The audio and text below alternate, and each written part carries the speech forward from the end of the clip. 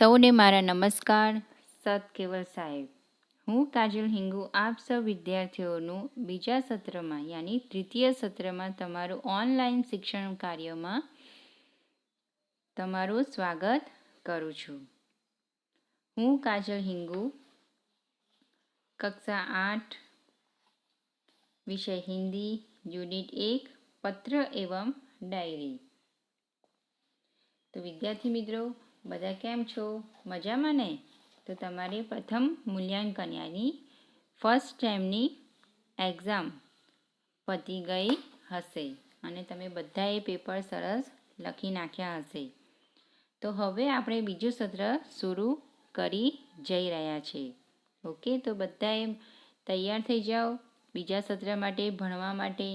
Okay, તો અમારો ઇકાઈ 1 પત્ર એવં ડાયરી બીજા સત્રનો પહેલો પાઠ કયો છે? પત્ર એવં ડાયરી. એટલે પત્રની કેવી રીતે લખો એ પણ છે અને ડાયરી લેખન પણ છે. તો આજે આપણે શીખીશું પત્ર કેવી રીતે લખાય અને ડાયરી લેખન શું છે એની જાણકારી પણ હું તમને આપીશ. તો વિદ્યાર્થી મિત્રો, તમે બધા તૈયાર છો ને? તો તમારે બધાએ શાંતિથી સાંભળવાનું છે અને સમજવાનું છે. તો હવે આપણે ઇકાઈ 1 પત્ર એવં ડાયરી. दूर बसे अपने संबंधियों, दूर बसे अपने संबंधियों, मित्रों, परिवारजनों तथा कभी कभी विभिन्न अधिकारियों को पत्र लिखने की आवश्यकता रहती है. पत्रों के द्वारा हम अपनी बात अत्यंत सुगमता से उन तक पहुंचा सकते हैं. यद्यपि आजकल दूरभाष यानी telephone, email, internet, mobile phone आदि द्वारा भी यह कार्य किया जाता है, फिर भी पत्रों का महत्व कम नहीं हुआ, क्योंकि पत्र के द्वारा विस्तार में अपनी बात व्यक्त की जा सकती है. पत्र के द्वारा विचारों की प्रेषित करना अन्य साधनों की अपेक्षा सस्ता है. अधिकारियों तक अपनी बात पहुंचाने, शिकायत करने, आवेदन या प्रार्थना आदि के लिए केवल पत्रों का ही सहारा लिया जा सकता है, अन्य साधनों का नहीं. तो विद्यार्थी मित्रों, हम सब तो ये सोचते हैं कि अब पत्र लिखना जरूरी नहीं है, लेकिन पत्र के द्वारा विस्तार से अपनी बात व्यक्त की जा सकती है और प्रेषित करना अन्य साधनों की अपेक्षा करना है तो पत्र लिखना है. अधिकारियों तक अपनी बात पहुंचानी है, शिकायत करनी है, आवेदन या प्रार्थना करनी है तो हमें पत्र जरूरी है लिखना. तो हिंदी के प्रश्न पत्र के एक प्रश्न पत्र लेखन का रहता है. तो विद्यार्थी मित्रों, आप जानते होंगे कि एग्ज़ाम में भी पत्र लेखन लिखना पड़ता है. इसमें दैनिक जीवन से संबंधित विषय पर पत्र लिखने के लिए कहा जाता है. केवल परीक्षा की दृष्टि से ही नहीं, किंतु व्यक्तिगत जीवन में भी पत्र लेखन का बहुत महत्व होता है. तो विद्यार्थी मित्रों, आपको ये पत्र लेखन लिखना आवश्यक है और सीखना भी आवश्यक है. पत्र लिखते समय निम्नलिखित बातों को ध्यान में रखो. तो मैं आपको ये बताती हूँ कि पत्र में लिखते समय कितनी बातें याद रखनी चाहिए, आपको ध्यान से सुनना है. पहला है पता और दिनांक. क्या है? पता और दिनांक.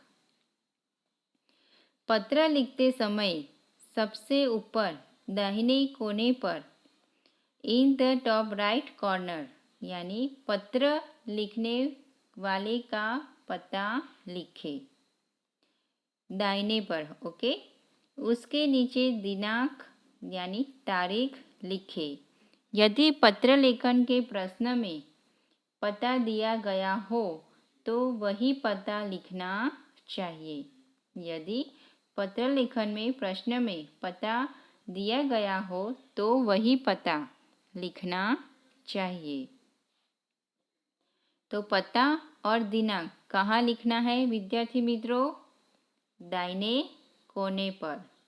और उसके नीचे क्या लिखना है? दिनांक। दूसरा है संबोधन, प्रशस्ति और अभिवादन यानी शिष्टाचार। ओके। दूसरा है इसमें संबोधन लिखना है या क्या? प्रिय मित्र स्नेहल सप्रेम स्मरण। ओके। घरेलू पत्र। हम घरेलू पत्र में क्या क्या है, क्या कैसे लिखना है वो मैं आपको बताती हूँ। ऐसे ही कई पत्र हैं। घरेलू पत्र, कार्यालयीन पत्र, व्यावसायिक पत्र। ओके, ऐसे सब पत्र लिखे जाते हैं। घरेलू पत्र में जिसके नाम पत्र लिखा जाता है उसके साथ पत्र लेखक के संबंध के अनुसार बाई और संबोधन लिखा जाता है, जैसे पूज्य पिताजी, प्रिय मित्र आदि। इसके नीचे दूसरी पंक्ति में उचित अभिवादन लिखना चाहिए, जैसे सादर प्रणाम, सप्रेम नमस्कार आदि। घरेलू पत्र यानी विद्यार्थी मित्रों, आप अपने पिताजी को, माताजी को, अपने मित्र को आदि सबको ये पत्र लिखे तो इनके नीचे की दूसरी पंक्ति में उचित अभिवादन लिखना चाहिए, जैसे सादर प्रणाम, सप्रेम नमस्कार आदि। दूसरा पत्र है कार्यालयीन पत्र। कार्यालयीन पत्र में सबसे पहले बाईं ओर सेवा में लिखा जाता है। बाईं ओर सेवा में लिखा जाता है। फिर जिसे पत्र लिखना हो उसका नाम और पता लिखा जाता है। उसके बाद विषय या संदर्भ शीर्षक लिखकर उसमें कम से कम शब्दों में पत्र का उद्देश्य स्पष्ट किया जाता है। फिर उचित संबोधन लिखा जाता है। कार्यालयीन पत्र में ये सब ध्यान रखना है विद्यार्थी मित्रों कि कम से कम शब्दों में पत्र का उद्देश्य स्पष्ट किया जाता है। ओके। हमारा तीसरा पत्र है व्यावसायिक पत्र। व्यावसायिक पत्रों में सेवा में के स्थान पर प्रति लिखा जाता है। क्या लिखा जाता है विद्यार्थी मित्रों? प्रति। शेष भाग कार्यालयीन पत्रों के समान ही होता है। पत्र का मध्य भाग में क्या लिखना है? किस विषय वस्तु या क्लेवर में लिखना है?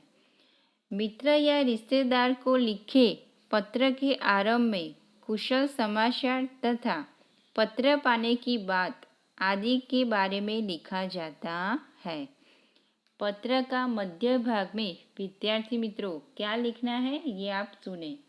मित्र या रिश्तेदार को लिखे पत्र के आरंभ में कुशल समाचार तथा पत्र पाने की बात आदि के बारे में लिखा जाता है। इसके बाद पत्र के मुख्य विषय की चर्चा उचित विस्तार से की जाती है और अंत में जिसे पत्र लिखा जाता है उसके परिवार के प्रति शुभेच्छा और आदर प्रकट किया जाता है या उसे पत्र का उत्तर देने के लिए कहा जाता है। और समाप्ति, पत्र लेखन के समाप्ति में शिष्टाचार और हस्ताक्षर वो भी हमें ध्यान रखना है। पत्र के अंत में दाहिने कोने पर छोटे बड़े के संबंध के अनुसार आपका, आज्ञाकारी, शुभेच्छक आदि शिष्टाचार सूचक शब्द लिखे जाते हैं। अंत में पत्र लिखने वाला व्यक्ति अपने हस्ताक्षर करता है, जैसे आपका आज्ञाकारी शिष्य सुनील। तो विद्यार्थी मित्रों, आपको पत्र लेखन में ये सब ध्यान रखना है और आपके पुस्तक में कितने पत्र दिए गए हैं वो आपको पढ़ना है और सभी निमंत्रण पत्र और दूसरे आदि है वो सब आपको नोट डाउन करना है। और आगे है प्राप्तकर्ता और प्रेषक के पते। पत्र पाने वाले का नाम और पता स्पष्ट अक्षरों से लिफाफे के 1/4 भाग में दाहिनी ओर लिखना चाहिए। तो विद्यार्थी मित्रों, आपको पता चल गया ना कि पत्र हमें कैसे लिखने हैं। ओके, कुछ और एक बात है, मैं आपको बताती हूँ। पत्र 3-4 परिच्छेद में लिखना चाहिए।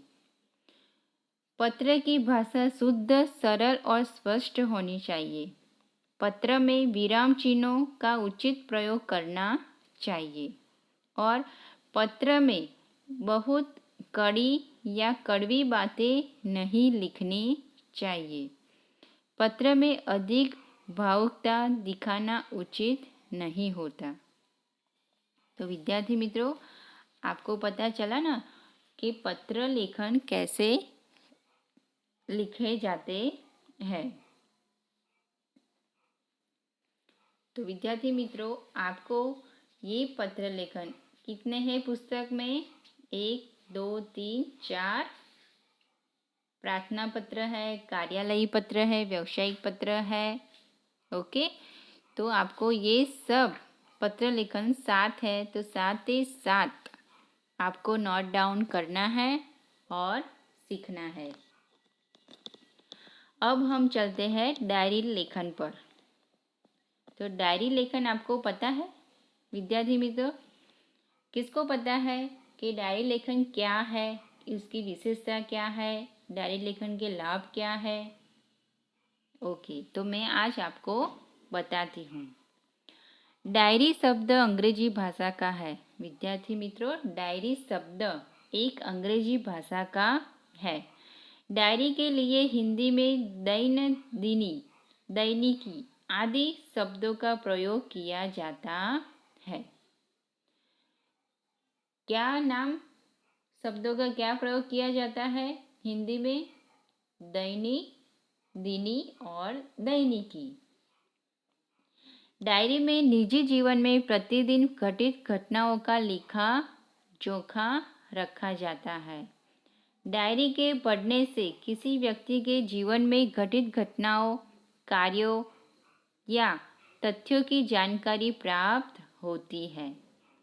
डायरी में व्यक्ति घटित घटनाओं के साथ साथ अपने मन में उठी प्रतिक्रियाओं को अभिव्यक्ति भी अंकित करता है, इसलिए उसमें वैविधता होती है।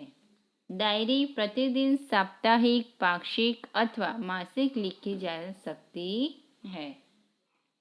तो विद्यार्थी मित्रों, आपने कभी भी डायरी लेखन किया है? सुबह से रात तक आपने जो भी कुछ किया हो, कुछ अच्छा काम किया हो, बुरा काम किया हो, वो भी कुछ आपने नोट डाउन किया है? नहीं किया? ओके, तो आज से आप शुरू कर दे डायरी लिखना। हम आगे चलते हैं। डायरी लेखन की विशेषता है। डायरी लेखन में निम्नलिखित गुण होने आवश्यक है। क्या है?